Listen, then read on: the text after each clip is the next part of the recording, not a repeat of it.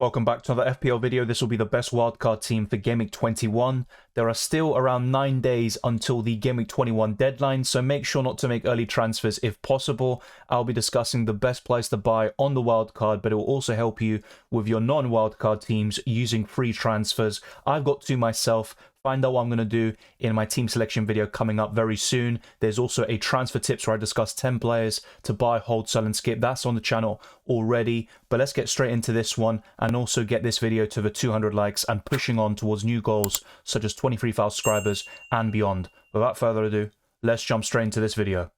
This season has been very unpredictable, but particularly in the goalkeeper position where Areola is second in terms of FPL points, only behind Alisson in the goalkeeper area.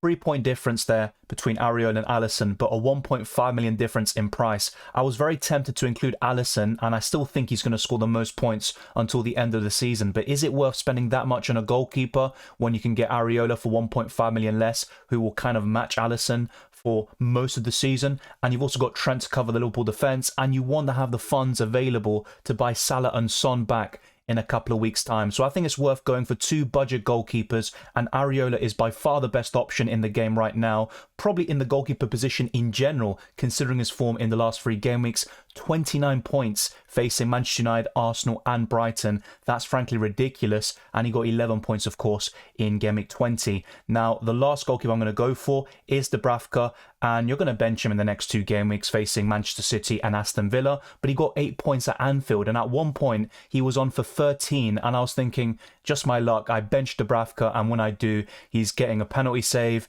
making like 9+ saves, 10+ in the end, and he's man of the match. But in the end, Liverpool scoring 4 goals did maybe pipe him down a little bit to 8 points, but that was still a great return. That's probably one of the best returns you'll see all season at Anfield, and I think these two goalkeepers offer great value for a combined total of 8.4 million.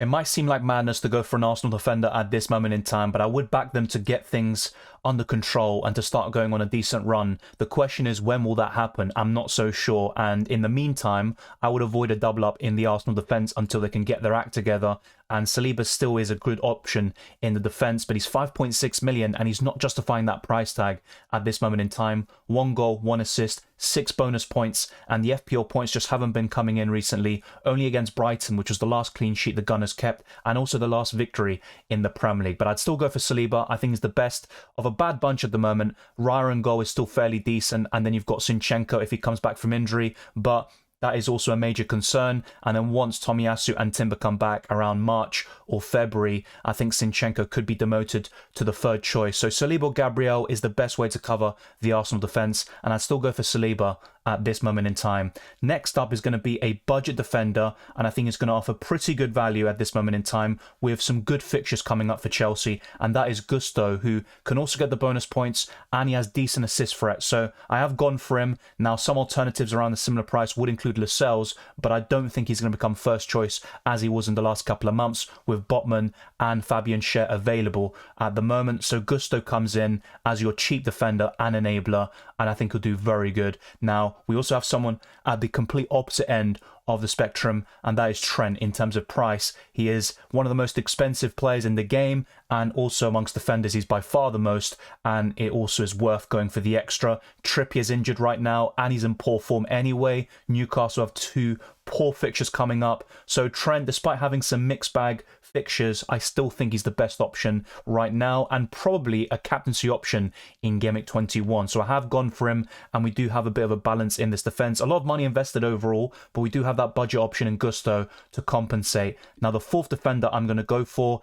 is someone who has been quite underwhelming this season. He's played every single minute virtually for Manchester City, and he did get subbed off a little bit early in the last game, and that was due to a little problem he felt. He didn't feel 100%, but Walker is a great way to cover that Manchester City defence. He might not get many bonus points or attacking returns, but he will get some clean sheets along the way, and there could be a double game week very soon before Game Week 29, and once that slots in, having 2 or 3 Manchester City players is very important. The final defender is Pedro Porro. You're not going to get many clean sheets, but what you will get is bonus points and attacking returns. He's a very fun defender to own, and he can be a bit hit or miss. You saw the game against Bournemouth where Spurs had that clean sheet locked in, and then they concede in the last few minutes of that game a consolation goal, but still enough to wipe out that Pedro Porro haul. But in the end, he's still going to do well, even in some of these tougher games coming up, like Manchester United away from home. And this defensive five offers you versatility, flexibility, and a bit of variety in terms of the defenders and defences you're going to be covering.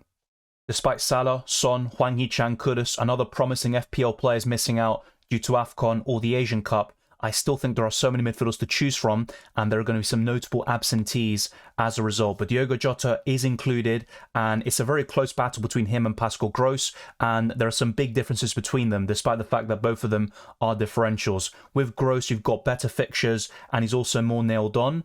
But with Jota, he's very efficient because he does very well despite getting 20-minute cameos off the bench, or if he gets 60 to 70 minutes with a start. Only one 90-minute appearance all season for Diogo Jota, but Liverpool are a team to target in terms of the attack. And if you only go for Trent, I think that might leave you a bit short, and Liverpool will still do well in the absence of Salah. And with that also comes more minutes and opportunities for Diogo Jota, but there's still Diaz, Darwin Núñez, and Gakpo, who will rotate with Jota, and one of them will be dropped to the bench every game, and Jota could find himself in that predicament. But if you're willing to take the risk and go for a differential who isn't the safest in terms of minutes, I think Jota could be an astute purchase. But if you want someone more nailed on, Pascal Gross is the solution, and on top of that, he's even cheaper than Diogo Jota. I've also gone for Richarlison in this team, and he's not someone I'm a big fan of in general, but you can't ignore his form. You might argue that with the absence of Heung-min Son, Richarlison's numbers will go down, but he could also be on penalties at the same time, so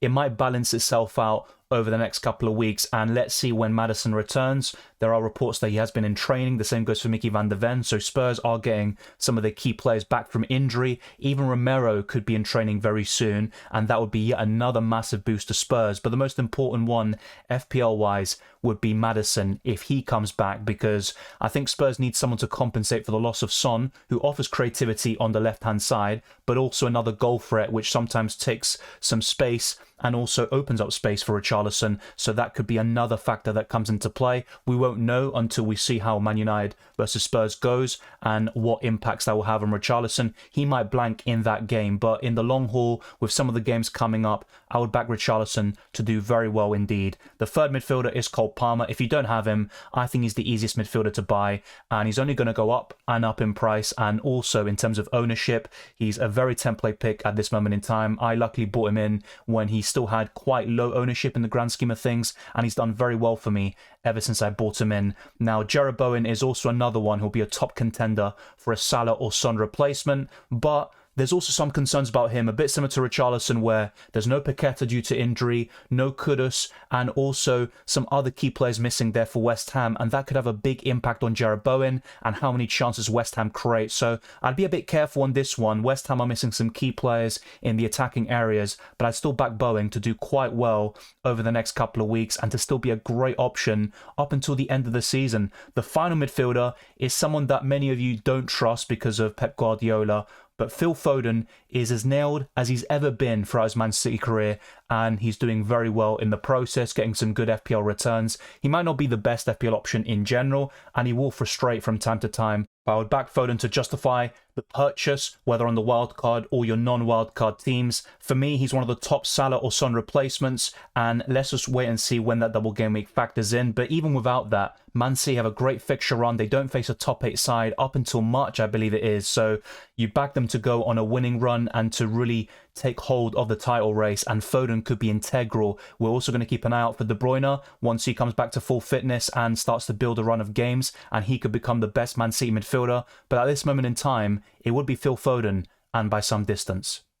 This is certainly hypothetical. It all depends on when Haaland is going to return, but there are reports that he will be available against Newcastle and start that game. So let's see what happens over the next week or so, if there are any updates that might change our thinking. But if Haaland is fit, I would include him on the wildcard with no hesitation, and it's a great way of distributing your funds once you sell Salah, Son, or any other expensive assets due to AFCON, the Asian Cup, or you might want to make some other compromises elsewhere, such as Kieran Trippier. So Haaland is in here, and he's going to be a great captaincy option especially in Game Week 22 against Burnley at home. It all depends on his fitness, but if he is, I think it's a no-brainer. The same goes for Ollie Watkins, and there are going to be some different FPL forwards that I'm going to discuss now that I haven't discussed for around a year or so, but Watkins is still the second best option overall, in my opinion, only behind Erling Haaland, but Watkins does lead the charts for FPL points amongst forwards with 120. You'd expect Haaland to claw that gap up, but Watkins is still a good option, very consistent, and overall, yes, he can be frustrating from time to time,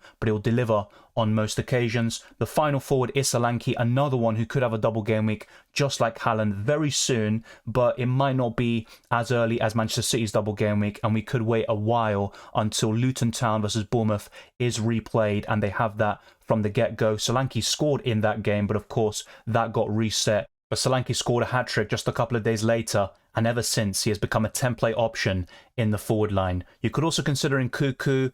Gabriel Jesus is always mentioned. I'm not a big fan of him in FPL. Cunha is definitely an underrated choice, and Alvarez, whilst De Bruyne and Haaland are out, is a decent FPL forward. But I think one that really enters my thinking is Ivan Toney, who is no longer red flagged. He was the second best forward in FPL last season up until a suspension. Then Ollie Watkins took that position and has cemented himself as a fantastic FPL forward. But I think Ivan Toney could reach that level once again. It might take a while due to his match sharpness not being there. He needs to have a couple of games for his rhythm to really be instilled. But I think Toney could definitely enter our thinking and form part of the best front three in FPL, but it's going to be very difficult to usurp Solanke or Watkins, and unfortunately we can't have all four of them. You have to make a sacrifice, and right now I want to see Ivan Toney view his progress from afar. There are still links with many clubs, including Arsenal in January. I don't think that will happen, but it's certainly a possibility, and we should monitor that situation. But Ivan Toney at Brentford could be a fantastic forward until the end of the season. Brentford's fixtures are quite mixed bag in the next couple of weeks,